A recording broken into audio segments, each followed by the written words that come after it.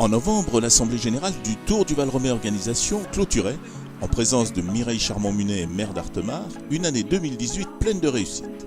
Mais pour une grande partie des bénévoles, la question principale était sans doute de glaner quelques pistes sur la version 2019 de l'Imbugey Val-Romée Tour, qui se courra cette année du 11 au 14 juillet. Pour cela, impossible de choisir mieux que Bernard Grandbad, le président fondateur et directeur des compétitions. L'Imbugey Val-Romée Tour, cette année, en 2019, il va être complètement atypique. Complètement atypique, pour la bonne raison que ça va se dérouler sur 4 étapes. Mais comme à la 3e étape, nous avons un contre-la-montre qui fait 10 km, un contre-la-montre individuel. Et là, les coureurs, comme le disait Raphaël Gemignani, un contre-la-montre comme ça, c'est un truc qu'on part fort, qu'on fait à bloc et qu'on termine costaud.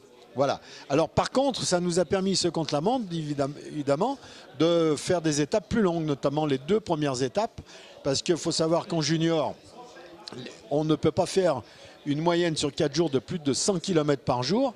Et le maximum en longueur des étapes, c'est 130 km. Donc le premier jour, nous allons avoir une étape qui va faire 119 km. Et le deuxième jour, une étape qui va faire 125 km. Et la deuxième étape, on va pouvoir le dire, l'arrivée est à Belay.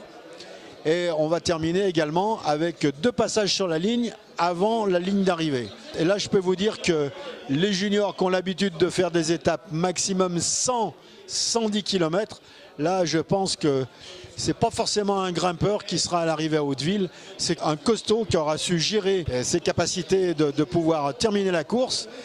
Parce qu'effectivement, les 2 premières étapes, il y a de la bosse, mais c'est quand même assez roulant et ce ne sont pas des bosses, on n'aura pas le colombier. Et là, on va avoir des surprises. Je pense que, notamment sur l'étape qui Volay, quand on aura parcouru 100 km, il va encore rester 20 km à faire pour arriver sur la ligne et 20 km tourmentés. Et là, ça va être casse-pattes. Et je pense, comme on dit en jargon cycliste, les coureurs vont avoir les jambes autour du cou. Voilà, c'est tout ce que nous avons pu découvrir. Pourtant, ces images vous donneront peut-être quelques pistes. Mais pour les trajets définitifs, rendez-vous le 22 mars à Haute-Villonne pour la soirée de présentation.